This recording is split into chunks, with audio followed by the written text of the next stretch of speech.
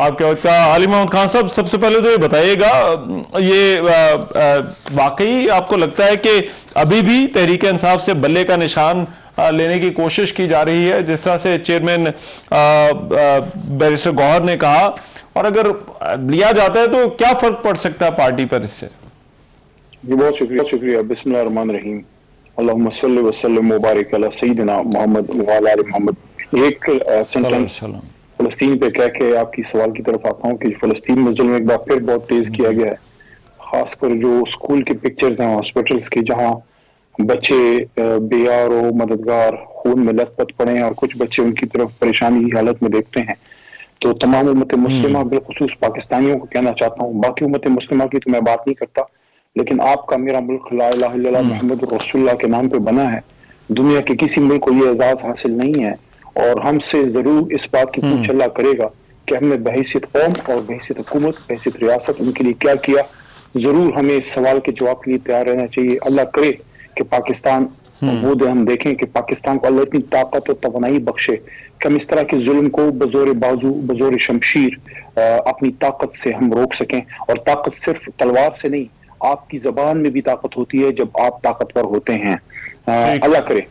देखें, पाकिस्तान तहरीक इंसाफ पाकिस्तान की सबसे बड़ी जमात, उसूली तौर पे तमाम जमातों को लेवल प्लेइंग फील्ड मिलनी चाहिए, लेकिन हमें लग रहा है कि हमें दीवार से लगाया जा रहा है। और एक ऐसे वक्त में जब इलेक्शन का ऐलान हो गया, कोई जरूरत नहीं थी, गैर जरूरी तौर पे हमें इलेक्शन की तरफ धकेला गया। हमने वो प्रोसेस भी मुकम्मल किया, हमने एक केयर टेकर चेयरमैन भी ले आए बैरिस्टर गौहर साहब की सूरत में।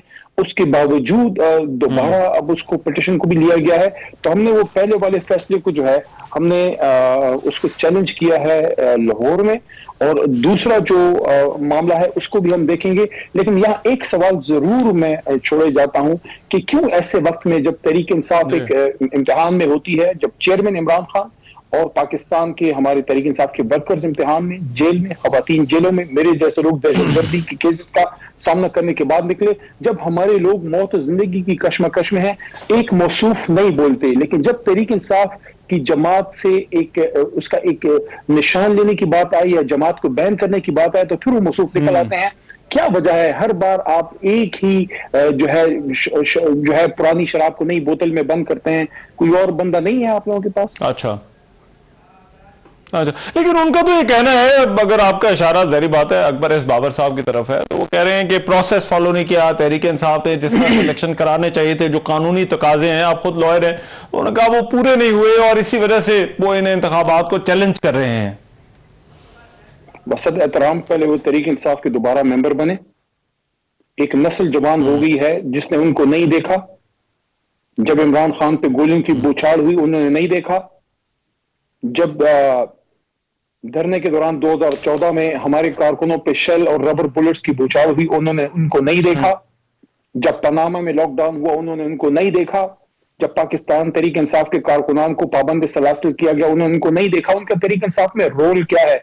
क्या सिर्फ ये रोल है कि एक मखसूस वक्त में उनको लॉन्च किया जाता है? देखिए, तहरीक इंसाफ इंशाल्लाह हर तरह की मुश्किलात से नबर्द आजमा है, इस मुकाबले से भी इंशाल्लाह सुखरू होंगे अल्लाह के करम से और अवाम की ताकत से। एक बार फिर इस मुल्क में पाकिस्तान तहरीक इंसाफ की हुकूमत आएगी इंशाल्लाह। लेकिन अली मोहम्मद खान साहब, निगरान हुकूमत का मौक़िफ़ है जो आपके केसेस हैं उनके मुतालिक के जिन लोगों पर केसेस हैं वो केसेस का सामना करें, जिन लोगों पर मुकदमात नहीं है वो आज़ाद हैं, इंतखाबात में हिस्सा लें जिस तरह से लेना चाहते हैं। तो क्या ये लकीर खींची जा सकती है पीटीआई में कि क्या कौन सी पीटीआई के लोग हैं जो 9 मई के हवाले से जहां पर मुकदमात का सामना कर रहे हैं और वो इस सारे पॉलिटिकल प्रोसेस का उस तरह से ऐसा ना बने जिस तरह से वो लोग बन सकते हैं जिन पर कोई केस नहीं है? इस बात से कोई पीछे नहीं हटेगा, ये बात बिल्कुल सही है। मैं तो इस बात के साथ खड़ा हूं कि अगर किसी ने 9 मई में गलत किरदार अदा किया है, कोई डिफेंस इंस्टॉलेशन पे गलत नीयत से गया है, कुछ तो जज्बाती नौजवान है, मैं उनकी नहीं बात करता, लेकिन अगर कोई शख्स किसी गलत अमल में मुब्तला है, उसको कानून के मुताबिक जरूर सजा दें। लेकिन 2.25 करोड़ वोट लेने वाली जमात, क्या आप समझते हैं कि चंद अफराद की वजह से उन पर पाबंदी लगनी चाहिए? और किसी और की मैं बात क्यों करूं? मैं अपनी बात क्यों ना करूं? मैं तो 9 मई में नहीं था किसी ऐसी अमल में। मुझ पे क्यों दहशतगर्दी और मुझ पे क्यों मुल्क से गद्दारी के जो है दफे लगे और वो अदालत से मैं बरी होकर निकला? मेरा कफारा कौन अदा करेगा? है इस मुल्क में कोई शख्स जो अली मोहम्मद को जवाब दे सके कि जिसका दादा मुल्क बनाने वाला आदमी था जिना के साथ, कायद आज़म के साथ, उसके पोते पे आज गद्दारी के फितवे लगे, उसके पर्चे कटे और अदालत से उसको जो है मुल्क से वफादारी का सर्टिफिकेट लेके निकलना पड़ा। आप कब तक इस मुल्क में वफादारों पे जो है गद्दारी के वो दाग लगाएंगे? हाँ, जिसने गलत किया उसको सजा जरूर मिले। मैं किसी गुनहगार का केस लड़ने इधर नहीं बैठा, मैं उन करोड़ों पाकिस्तानियों का और अपने लीडर इमरान खान का केस लड़ने बैठा हूं, जिसने पाकिस्तानी नौजवानों को रहमान अज़हर साहब मुल्क से मोहब्बत का दर्स दिया है, इदारे के साथ खड़े होने का दर्स दिया है। आज देखें, एक शख्स कहता है मैं मुहब्बे वतन हूं, सीनों पे पाकिस्तान के झंडे हैं, आप उसको दीवार से लगा रहे हैं, आप कह रहे नहीं आप गद्दार। ये कहां की इंसानियत है? ये कहां की इखलाकियात है?